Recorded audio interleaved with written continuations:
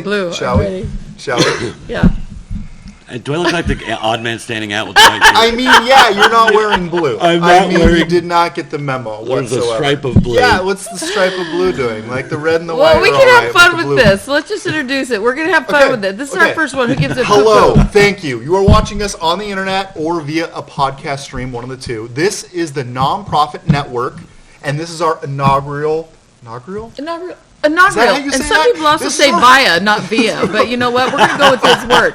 So just keep watching because it's going to be worth it. So welcome. This is your first time listening. Thank you. This is our first time doing a podcast. We decided to start one up, and here's our deal. We are a group. First of all, his name is... My name is Shelby Stokes. There you go. And this is the Nonprofit Network, powered by Stokes Auction Group. Ooh, I like that. My name is So Shelby do I. Stokes, and to my left is Miss Kelly Schenfeld.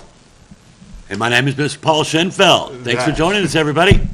Exactly right. So the three of us decided to get together and start making a podcast. And our goal in this podcast is to kind of open a dialogue with those individuals that we've helped over the years, but talk about the nonprofit fundraising space. Now, Stokes Auction Group has specialized in serving the nonprofit community via the auction method. That is kind of where we've started. That was established a few moons ago. What year was it? 1993. 1993. 1993. Well, you The sound like birth- you know quite a bit about the history, so why don't you launch into it? Well, in 1993, it was, let me tell you my contribution. But I didn't show up until 1996, so 3 years okay. after the Slacker. the Very first nice. show. Very nice. And I started out as Late to the game. a professional bid spotter, a ringman. Sometimes you might have heard that term as well. We're the guys out on the floor that are helping spot bids during the live auction, help get people to bid and encourage people to keep donating their money. And then in 99, 2000, we started the audio-visual department at Stokes Auction Group. So I was a part of that. And in 03, I went to Auction College in Montana. Well, we can talk about that in another show. That's pretty cool, too. And then I became an auctioneer and MC, and I've done audio-visual technician. I've worked in the office, so I've got a lot of experience in many of the different aspects of Stokes Auction Group and all of the services that we provide. And today, we're all trying to figure out what to do next. So we thought we would get us three together and talk about that a little bit. Sounds like you've worn a lot of hats over Yeah. the You. course. I have. of a while. You have. So, How about you, Kelly? Well, my name is Kelly Schenfeld, like Shelby said and Paul said. I have not been in the business quite as long, but I'm deep into the business. So that's the thing. I've been around since about '01. So I've done the bid spotting, ringman. I say ringman, but I know the politically correct thing is bid spotter. Bid spotter. Correct. Bid spotter, Yeah. professional It's the bid 21st spotter. century now. Come on. I'm a professional bid spotter / I've been an MC. I've also been a button replacer. You name it, I do it in the background. So I so- take care of the auctioneers You do. I take care of the EDs. And in fact, at the you make it thing. sound like you do that professionally, but you actually take care of an auctioneer by the last name of Schenfeld, Oh, yeah, I who forgot is about not him. Paul. So Forgot if about you're watching this, Shelby Stokes, Kelly Schenfeld, Paul Schenfeld, same last name. Mark Schenfeld is my husband. He is partners with Jeff Stokes. And Shelby is actually a partner now as well. So what they created years ago was those two men were driving up and down the I-5 corridor. They were looking for, just to help out organizations and just say, hey, They had schools and churches back in those days, and many of churches, those- and that was really it. And they got paid by a dinner. Then a lot of drive time came to, and they said, you know what? We can help a lot more people, and so let's do it. And so they did. They put together Stokes Auction Group, which is what we're all from. And that's what this is powered by. Powered by Stokes Auction Auction Group. That's exactly right. But, So we were on our merry way, right? We were helping nonprofits all over the nation and internationally at times. Yeah. And we are and have been professional fundraisers in the ballroom, whether that be via the auction method, via an appeal or fund a need type method, or sometimes just showing up and announcing items that are being sold via the online method or silent auction. Now, when COVID hit, And then, Dun, dun. dun, dun, then it happened. it happened. It happened. Oh, I Lord. mean, you know what's going on? COVID happened. It's if you haven't been reading the news, it's probably there for you. It's a real And thing. so, kids. way, shape, or form. Should I Google it? What is COVID? And just lots of exclamation points came up there. But I'll address a little bit about the virtual world, you guys, because Please. we're here at our house, which used to be a party barn for our family, and now it's for our bigger family. So we have been very honored to turn this into basically a news studio out here. We are broadcasting from our studio, and a lot of hard work has gone into it. These two guys have really worked their booties off with the tech piece of it. Our gals have worked helping virtual events come around, and it has really been, I'm not going to use the word pivot because I can't stand that word, and please send me thumbs up if you agree with me. Lord, I'm so tired of hearing the word pivot. Right. But it's adapting, we're changing, we're trying to figure out how we can help you guys, how you guys need to function in this, this world that we're not sure of, and how can we make it better? And that's really what I think today is about, is making it better, making it easier, making it smoother, and connecting with the people to try to tell them we still got to go. We got to go forward. Nobody knows how, but we're going to do it, and we're going to do it together. Yeah, and I think part of the reason that we even launched this podcast or think it's something that we want to pursue is because we want to be able to open the dialogue with these charities, clients, people that are raising funds to make the world a better place, right? That is what we are about at the end of the day.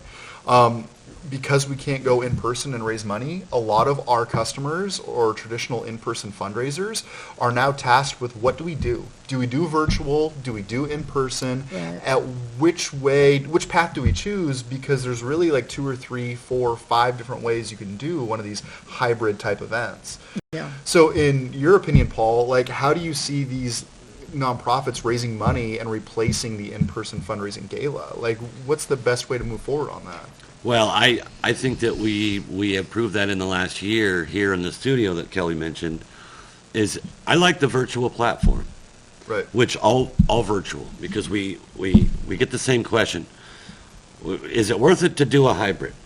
And if you don't know, a hybrid is a mix of the audience in the ballroom and the audience virtual. You can't get the 300 people that you normally had in the ballroom, but you can get 150 of your horses, of your big supporters, and then hopefully the other 150 will join you from their living room. That is basically what a hybrid is. We can get into more detail about that.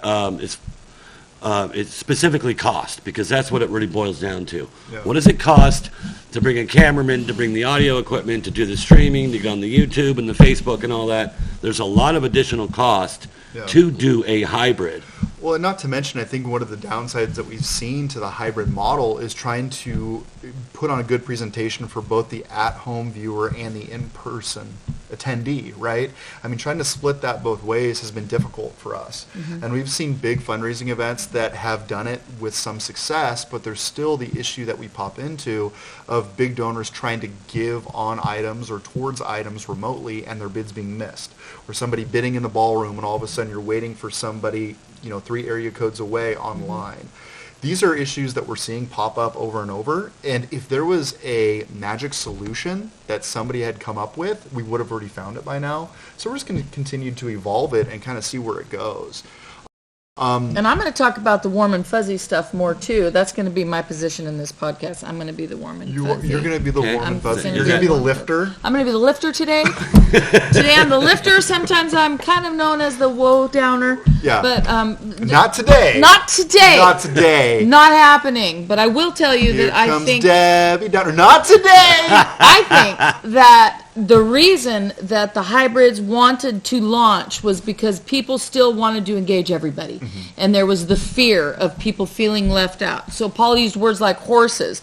That's really what we're about, though. We're about raising money for the charity. So the reason that the virtual thing or hybrid even came to pass was because they wanted to include those other 200 people that were a part of it in the past. They didn't want to let Bill and Sally feel left out. But, and so the heart is still there for raising money with the EDs and with the volunteers and with all that. And that's where I think this hybrid started.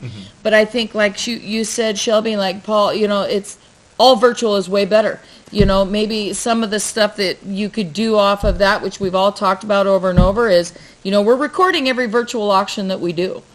And so you save that, we put it in a smaller can, we size it down so that we can send that out to a small group of people, the same people that you wanted to be involved. So that's one way we can think of it. That's going to continue to be one of the more effective ways to do it. Yeah, absolutely. Right? Do some sort of in-person fundraising effort, and then if that's taped and then sent out to people, I think it's a pretty good way to execute, which is kind of what you were just getting at, absolutely. correct? Yeah, and if you're watching this podcast, it's our first one, so you're going to say, oh, gee, wow. So now here comes the Debbie Downer.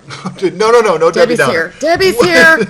Debbie Downer says, oh, we already know all that. Okay, well, that's great. We're talking about it, though. And so now we're actually talking about it because it's real.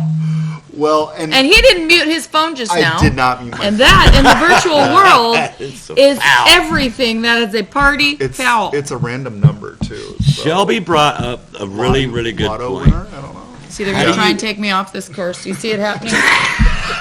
Stay with me, people. Go left! See, Kelly is full of energy, and she is full of passion. That's right. And she cares about the organization. And she has figured out a way That's why she's a lifter. to do that on camera. Now, Shelby and I and you have all lived in the world where we're in the ballroom and we're bouncing around, so, having fun. Yep. People love the auctioneer chant. They love you out there yelling and screaming and Yep. clapping.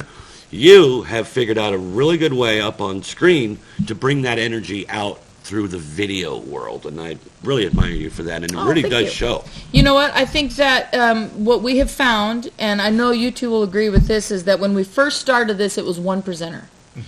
And I'm not going to, any specifics, but the very first one I did, in rehearsal, they said, no, she's not going to work. She hasn't had enough camera time. I'm like, okay, whatever, you're right. I haven't. That did happen. Yeah. That did happen. And so I came off of that just trying to be helpful. I was going to be on there with my husband, and they said, this, that, and the other thing. And, did I come away from it hurt? No, I came away from it and I learned, they're right. It is very different talking to a camera, and that's the fear, I think, of the virtual world. That's also the fear of us coming into another year and another round of this virtual stuff. Are we wearing people out?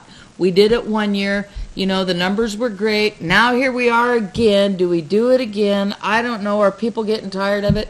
Hey, the simple truth of the matter is this. It doesn't matter if they're tired of it or not. We can't get together completely yet the way we want to. So we as a group, and I don't mean us three, I mean we as a group have to figure out how are we going to move forward with fear, with illness, with unknowing, anxiety, all the things. How are we going to move forward? And I'm thrilled to be here with these two. To persevere through fear, you have to be courageous, right? You mentioned that when we were eating lunch earlier. You have to be courageous, and now is the time to be courageous.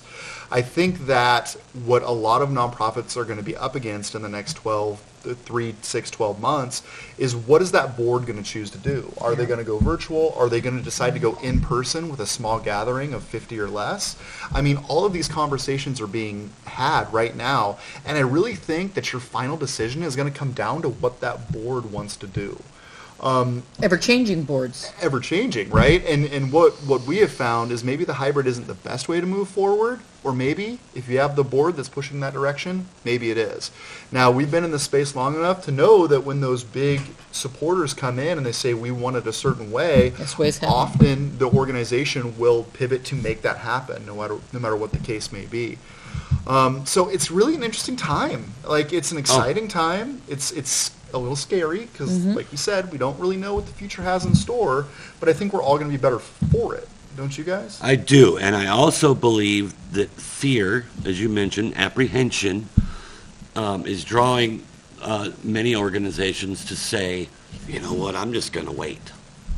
Whereas we believe that you should try to do your best to stay relevant. Even if you're going to put on, a scaled-down event, whether it be, an outside gathering when everybody can social distance and you have an MC with a microphone and an auctioneer, or you do it in the virtual world, scale down. Don't get hung up on the dollars compared to 2018 where we made $249,000, and then the next year when we had to go hybrid, or 19 to 20, and then we lost half of our revenue. Don't let that scare you. because what you're doing is you're staying in the minds of your donors.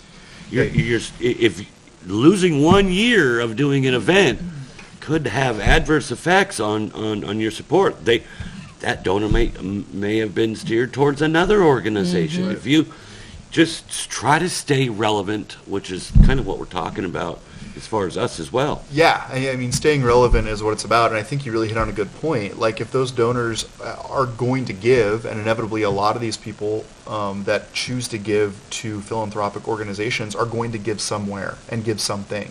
So as they're looking at the end of the year and they haven't been asked by an organization that's been giving for years and years, are you missing out by not making the ask? Exactly. That's a great point. Right, Not something exactly. that I've considered. And you know, what we're seeing is a lot of people, especially when the first wave of COVID-19 came through, is we saw a lot of organizations just choose to do nothing, right? Like, I don't know, it's too complicated, we're just going to park it and not do anything. And I think they were either forced to do something haphazard after the fact, but I think what we're finding is the organizations that are moving forward with anything, with something, are succeeding. And like you said, maybe it's not a record-breaking year, but at the same time, they're staying relevant within the community, within the space. Like, how many schools have we talked to that are blending the virtual event with just an online auction and having their students go home and tell their parents, hey, they're doing an online auction, make sure to give. You know, we've been in a lot of those rooms or talked to a lot of those clients that have done a virtual event that has nothing to do with an auction whatsoever, right? They're raising money and maybe doing a talent show that's virtual or something of that nature. So it's really been a fun time to watch the evolution of these nonprofits. Will we go back to the in-person fundraising? I believe we will, because there's nothing like getting together and socializing.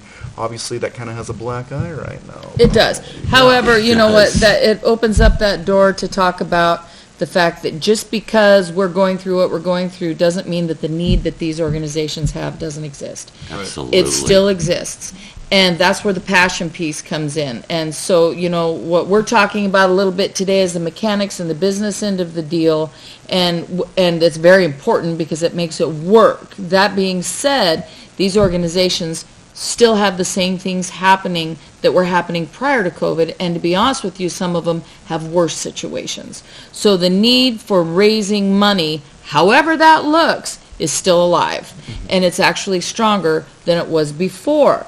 So, you know, we are going to continue doing this even when we are in the live world again, when that happens. We also may find out that, you know what, there's you know, I'm generationally, this young feller over here, This young this whippersnapper little over here. whippersnapper, a little bit younger than me, not much, but just a little. Not COVID. And, not COVID. And, it was tomato soup yet. for Tomato lunch. soup, yeah. Anyway, that there's a different connection that happens there as well. And, you know, so we have to be mindful of that because we have the tools, you and I, of the way it's always been done. So you're talking about the savvy of the younger Yes, generation the- who can manipulate Best the way through generation. the. And they're going to push. I didn't want to say it out loud. Best generation. But we are talking about it. And we're trying to help you embrace that technology. Yes. Okay, And- boomers. Yeah, Okay, Come on now. boomers. Hey. But you know what I'm saying? It's the... Back in my day, we didn't ask people for money. We just got out the chalkboard and wrote ticks up on the wall. But yeah, the virtual world could still exist for that purpose. Will it look the same as how we've tried to take the virtual world and basically morph 400 to 1,000 people in a room in front of the camera? That's what we've done here.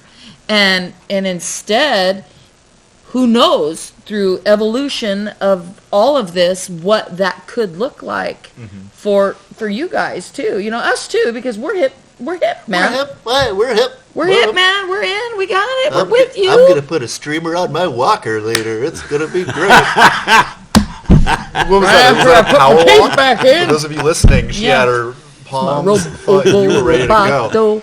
Anyway, Yeah. you see my point there, I do young see your feller. point. I do see your point. How do you young feller. use the Google? And if How do you use the Google? Do you have the YouTube? The YouTube. Do you have the YouTube on this computer? We don't have the YouTube on this computer. Yeah, I think that question came from an actual boomer, though, right? No, he was way beyond the boomer. Is Dad a boomer? I He's, You're Yeah, good? Dad's, he's a pretty yes, then. It came from my father-in-law, his father, because he's my brother-in-law. This is true. Yeah. Yeah. Yep. Yeah, He exactly. wanted to know if we could get Neil Diamond on the YouTube. We can't. Got the YouTube out here. Nope, haven't paid my subscription But yet. my point is that we get stuck. It's easy to get stuck, and now this is being force-fed to Yeah. us. So, and, it's good. You either take a bite and swallow it and go, okay, that's good, I want more, or you crawl up in a ball, which Right. we haven't done, Right. and we move forward. We're not crawling With into a you. wall here. We believe you can do the same thing. We're all going to have to, I know you don't like this word, Oh, God, don't say it. but we're going to have to just change our ways. Oh, I was Let's just leave it at that. And so, anticipating the pivot. Okay, see, he said it, so I'm going to talk about it. I played basketball in high school. Okay. And the pivot is not accurate. Because a pivot, you take the ball and you have to throw it somewhere. We're not doing that. We're just spinning in a circle. So now, that's not pivoting. It's not. It's spinning in a circle with confusion with this charity auction we have as the ball. So instead, we're going to adapt. We're going to change. We're going to gonna adapt. We're not going to pivot. We're going to pass the ball. We got to find a place to pass the ball. That's right. We got to put the ball in the hoops.